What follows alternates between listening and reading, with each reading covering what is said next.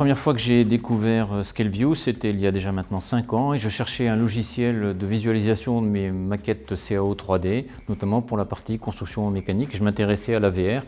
et je voulais utiliser des outils de visualisation en réalité virtuelle, donc de ces maquettes, et voir leur impact sur la pédagogie.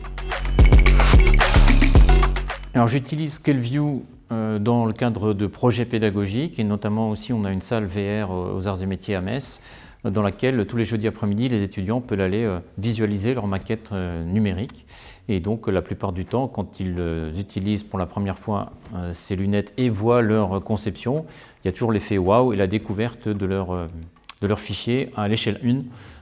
1. Donc ça c'est vraiment très important, le point le plus important pour moi dans la partie conception mécanique.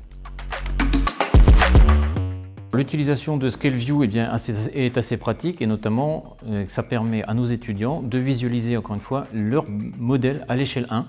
et de se rendre compte de la perception déjà du concepteur et aussi de la perception client de la conception de leur produit ou bien en termes d'ergonomie, la machine qu'ils sont par exemple en train de concevoir. Alors, le logiciel de CAO que j'utilise, c'est CATIA V5 ou maintenant 3D Experience et en fait j'arrive très rapidement à exporter les modèles au format 3D XML et les importer facilement dans ScaleView. La fonctionnalité il y a 5 ans n'était pas disponible mais